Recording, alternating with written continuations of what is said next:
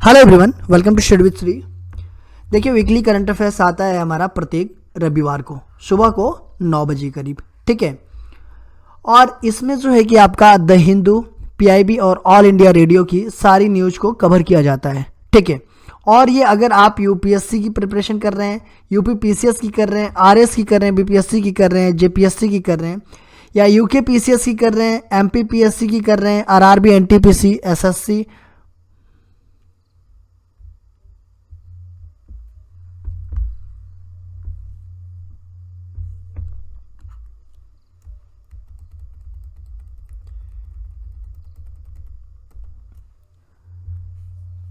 Hello everyone, welcome to study with Shri.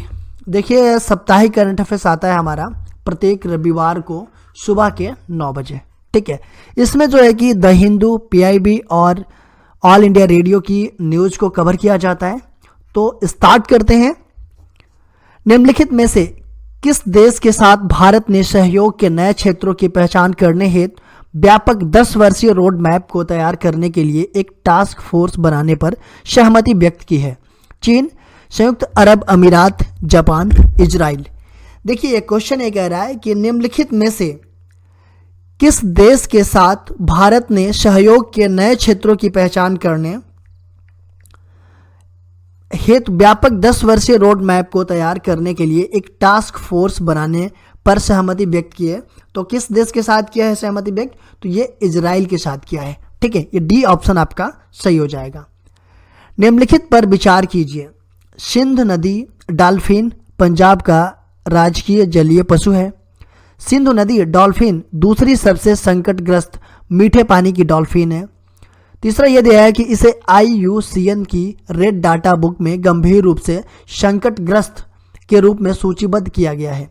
ऊपर दिए गए कथनों में से कौन से कथन सही है? ठीक है, देखिए, इसमें जो है कि आपका अगर देखा जाए तो सिंधु नदी डॉल्फिन पंजाब का राजकीय जलीय पशु है, बिल्कुल सही है आपका ये। ठीक है, दूसरे की बात की जाए तो सिंधु नदी डॉल्फिन दूसरी सबसे संकटग्रस्त मीठे पानी की डॉल्फिन है।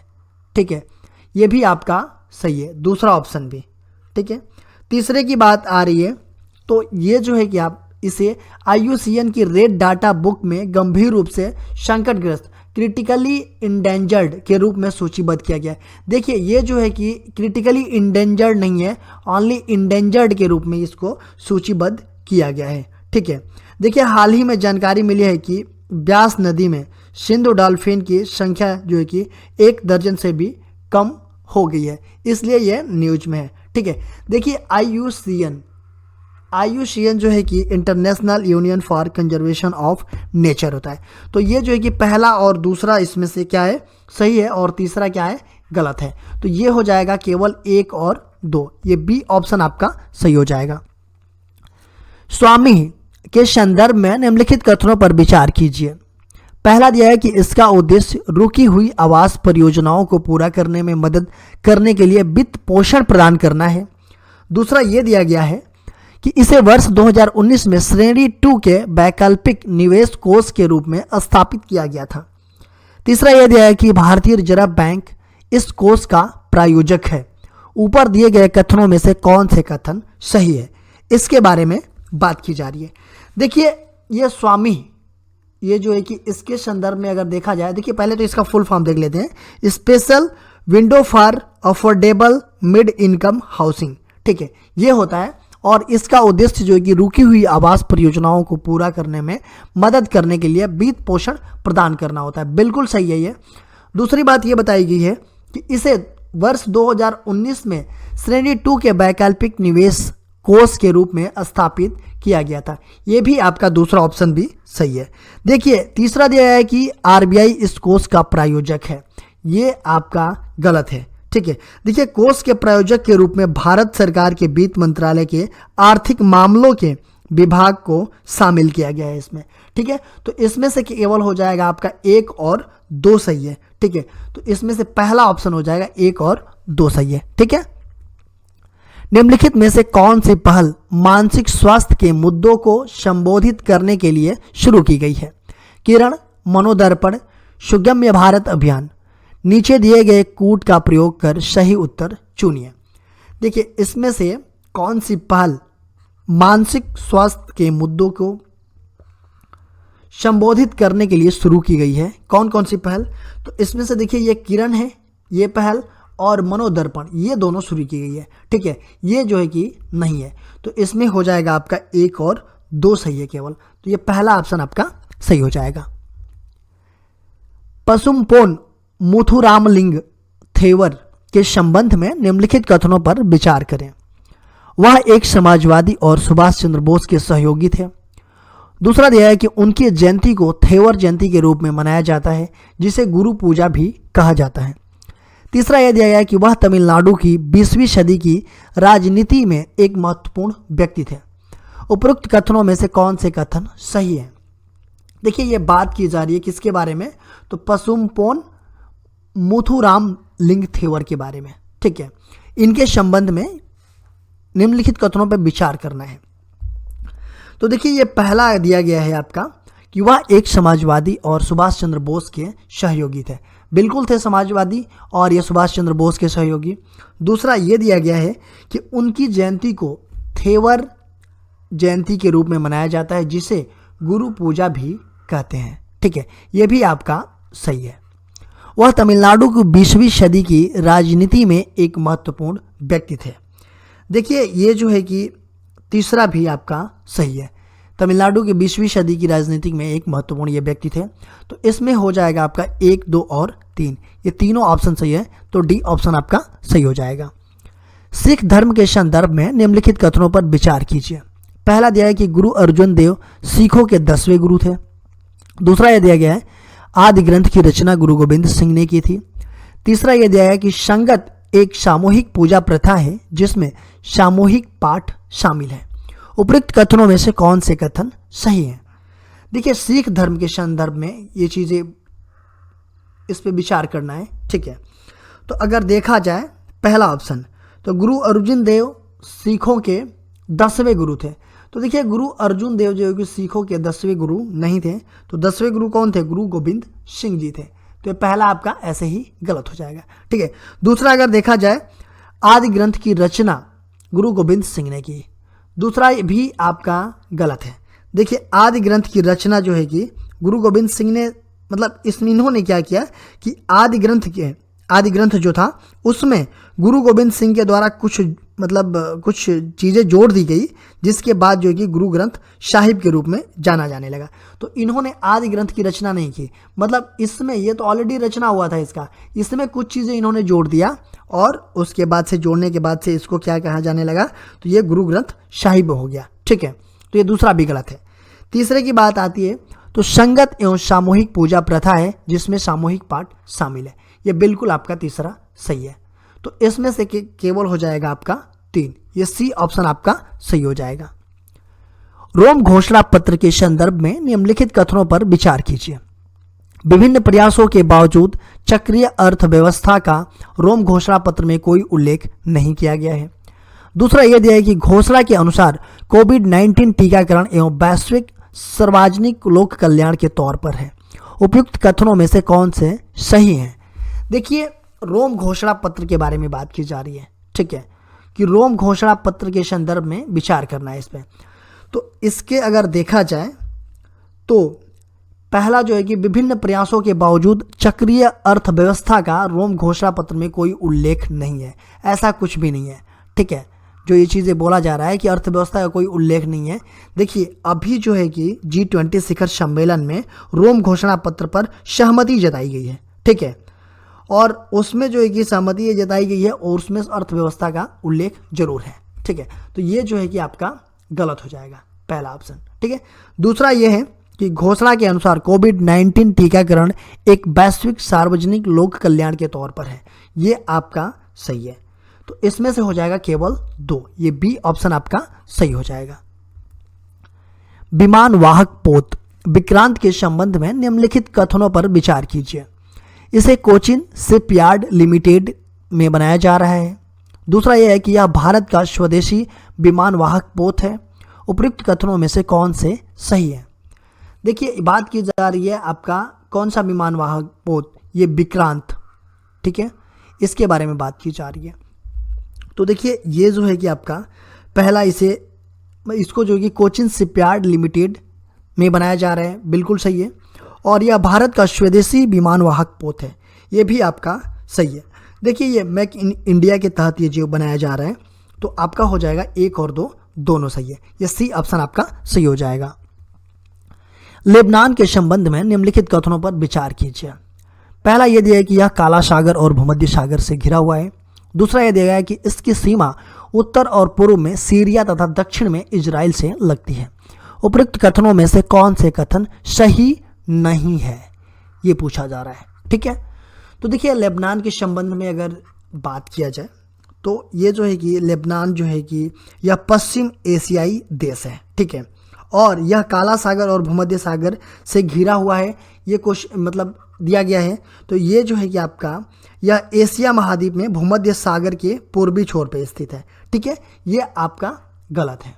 दूसरा है कि इसकी सीमा उत्तर और पूर्व में सीरिया और दक्षिण में इजराइल से लगती है। तो ये आपका इसकी सीमा जो है कि उत्तर और पूर्व में सीरिया दक्षिण एशिया मतलब इससे लगती है, ये जो है कि आपका सही है। ठीक है, इसमें देखिए पूछा जा रहा है कि आपका सही नहीं है, तो ये तो मान लीजिए सही है और ये गलत है। तो सही नहीं कौन है, ये ए ऑप्शन। ठीक है, केवल ए हो जाएगा आपका। ठीक है, केरल स्थापना दिवस के संदर्भ में निम्नलिखित कथनों पर विचार कीजिए। इसका गठन 1 नवंबर 1947 को किया गया था और इसका गठन केवल मालाबार और कोचीन के पूर्ववर्ती प्रांतों को मिलकर किया गया था। उपयुक्त कथनों में से कौन से कथन सही हैं? देखिए केरल स्थापना दिवस के बारे में अगर बात की जाए तो केरल जो है कि इसका स्थापना दिवस जो है कि 1 नवंबर 1956 है। ठीक है, 1 नवंबर 1956। तो ये पहला ऐसे ही गलत हो जाएगा। ठीक है, देखिए केरल जो है कि अपना स्थापना दिवस जो है कि पिरावी डे के रूप में मनाता है।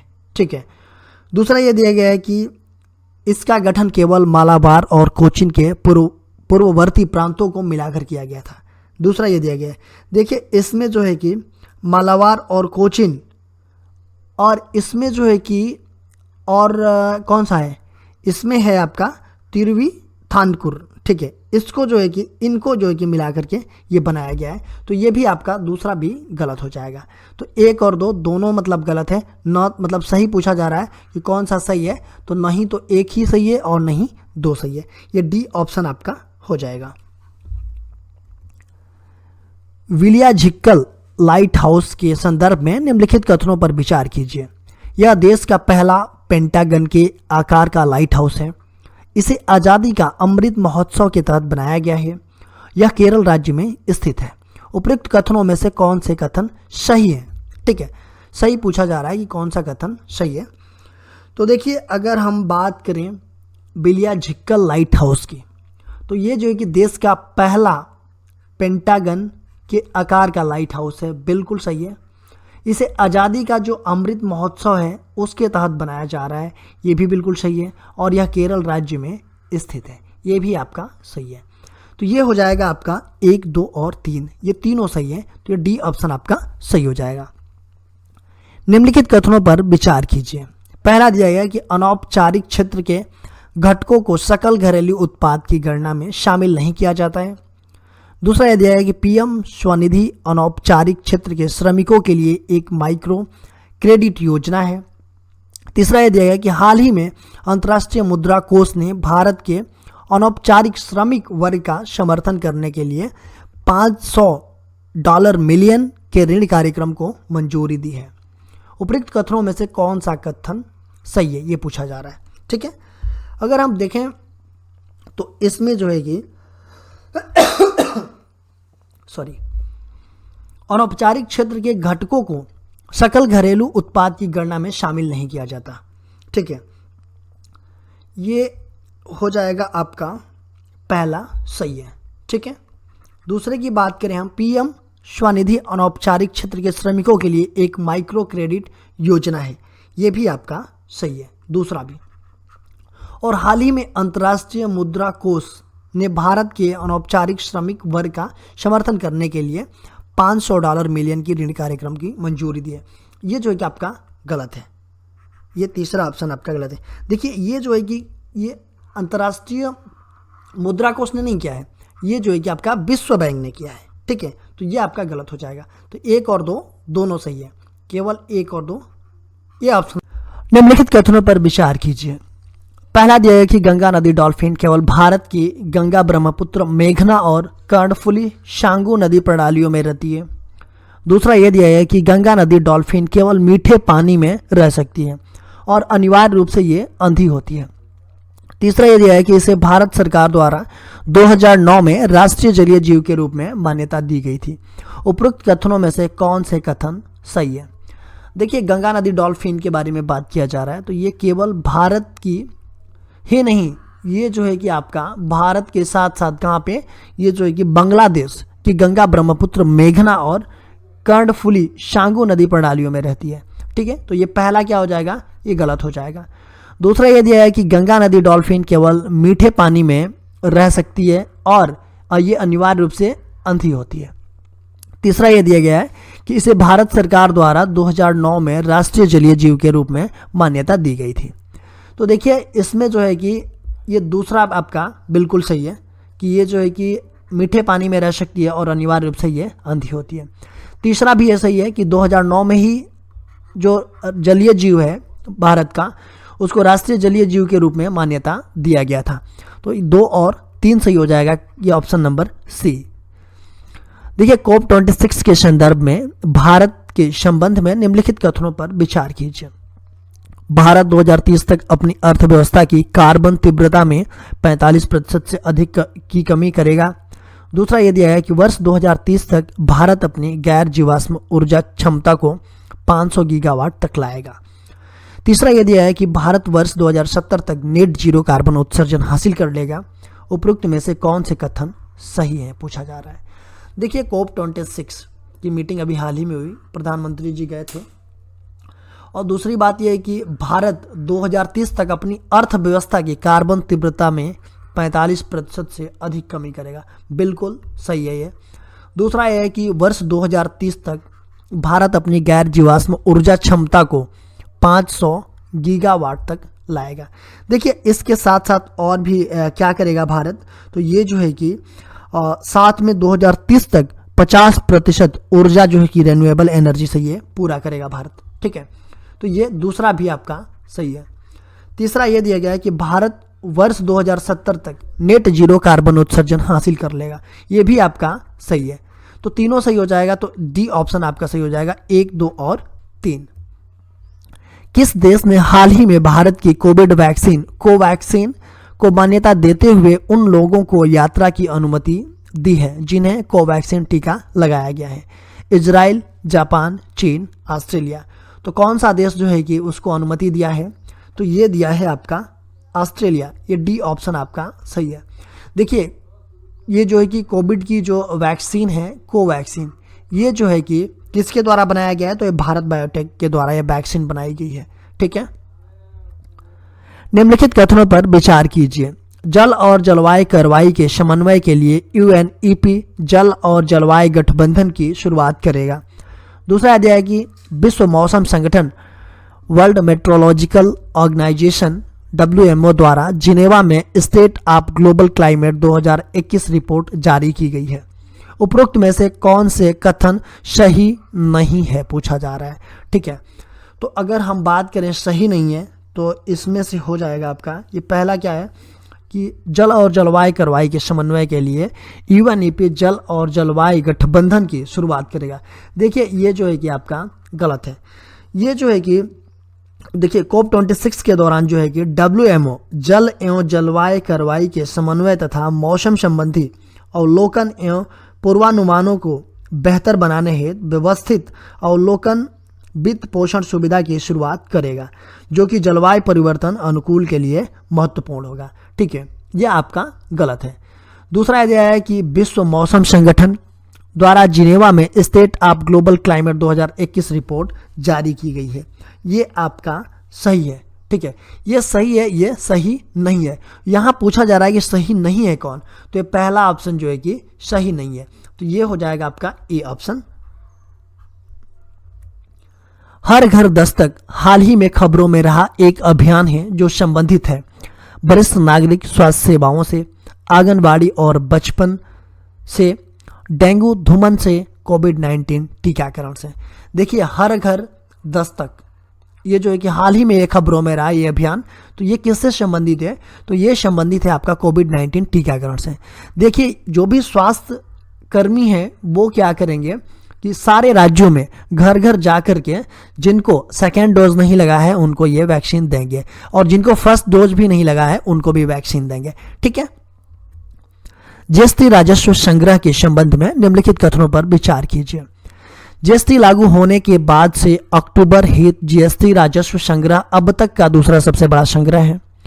दूसरा है कि जीएसटी राजस्व संग्रह मार्च 2021 में सर्वकालिक उच्च स्तर पर रहा। उपरोक्त कथनों में से कौन सा कथन सही है? देखिए अगर जीएसटी के बारे में बात किया जाए तो अच्छा ये बताइएगा जीएसटी जो है कि कब इंप्लीमेंट किया गया, जीएसटी कब लागू किया गया? ठीक है, वो डेट बताइएगा कमेंट बॉक्स में आप लोग। देखिए इसमें जो है कि पहला, ये जीएसटी लागू होने के बाद अक्टूबर हेतु जीएसटी राजस्व संग्रह अब तक का सबसे दूसरा बड़ा संग्रह है, बिल्कुल सही है पहला वाला। दूसरा है कि जीएसटी राजस्व संग्रह मार्च 2021 में सर्वकालिक उच्च स्तर पर रहा। ठीक है, ये भी आपका सही है। ठीक है, तो 1 और 2 दोनों सही हो जाएंगे। ठीक है, ये हो जाएगा सी ऑप्शन। निम्नलिखित कथनों पर विचार कीजिए। डेंगू एक मच्छर जनित उष्णकटिबंधीय बीमारी है जो डेंगू वायरस के कारण होती है। दूसरा यह है कि बोलबाचिया बैक्टीरिया का उपयोग डेंगू के प्रसार को नियंत्रित करने हेतु किया जाता है। उपरोक्त कथन में से कौन से कथन सही है? देखिए डेंगू एक मच्छर है, बिल्कुल, जनित उष्णकटिबंधीय बीमारी है, ये भी सही है, जो डेंगू वायरस के कारण होता है। देखिए बिल्कुल सही है। देखिए ये डेंगू वायरस के जीनस फ्लेवी वायरस जो है कि से होता है। देखिए ये जो है ना एंडीज जीनस के मच्छरों की कई प्रजातियों द्वारा ये ट्रांसमिट होता है। ठीक है। दूसरे बात की जाए तो बोलबाचिया बैक्टीरिया का उपयोग डेंगू के प्रसार को नियंत्रण करने हेतु किया जाता है, ये भी सही है आपका। तो ये से हो जाएगा सी ऑप्शन, 1 और 2 दोनों सही है। ह्यूमन पैपिलोमा वायरस के संदर्भ में निम्नलिखित कथनों पर विचार कीजिए। इसके कारण केवल पुरुषों में जननांग संबंधी कैंसर होता है। दूसरा यह है कि यह इंटीमेट कांटेक्ट मसलन यौन संबंधों के माध्यम से फैलता है। इस वायरस के लिए वर्तमान में वैक्सीन उपलब्ध नहीं है। उपरोक्त कथनों में से कौन से कथन सही है पूछा जा रहा है। देखिए ह्यूमन पैपिलोमा वायरस के बारे में बात की जा रही है। ठीक है, तो ये जो है कि ये केवल पुरुषों में ही नहीं, पुरुषों में जननांग संबंधी कैंसर नहीं है, ये पुरुष और महिलाएं दोनों में है। ठीक है, ऐसा कुछ नहीं है, तो ये जो है कि गलत हो जाएगा। यह इंटीमेट कांटेक्ट मसलन यौन संबंधों के माध्यम से फैलता है। देखिए दूसरा भी आपका सही है कि यह जो है कि इंटीमेट कांटेक्ट मसलन यौन संबंधों के माध्यम से ही फैलता है। और तीसरी बात यह है कि इस वायरस के लिए वर्तमान में वैक्सीन उपलब्ध नहीं है। देखिए ऐसा कुछ नहीं है, इस वायरस के लिए वर्तमान में वैक्सीन ऑलरेडी उपलब्ध है, तो ये हो जाएगा ये भी आपका गलत। तो केवल इसमें कौन सा सही है? तो ये 2 सही है आपका, तो बी ऑप्शन आपका सही हो जाएगा। मोलनी पूर्वावीर के संबंध में निम्नलिखित कथनों पर विचार कीजिए। देखिए मोलनी पूर्वावीर मूल रूप से इन्फ्लुएंजा के इलाज के लिए विकसित किया गया था। दूसरा यह है कि हाल ही में यूनाइटेड किंगडम कोविड-19 के इलाज के लिए मोलनी पीरावीर के उपयोग की मंजूरी देने वाला पहला देश बन गया है। उपरोक्त कथन में से कौन से कथन सही है पूछा जा रहा है। ठीक है, देखिए मोलनी पीरावीर इसके संबंध में बात की जा रही है, तो ये जो है कि इन्फ्लुएंजा के इलाज के लिए विकसित किया गया था, ये बिल्कुल सही है। दूसरा है कि हाल ही में यूनाइटेड किंगडम यूके ने कोविड-19 के इलाज के लिए जो है कि मोलनू पीरावीर के उपयोग की मंजूरी देने वाला ये पहला देश बन गया है, ये भी आपका सही है। तो पहला और दूसरा दोनों सही है, तो ये हो जाएगा आपका सी ऑप्शन, 1 और 2 दोनों सही है।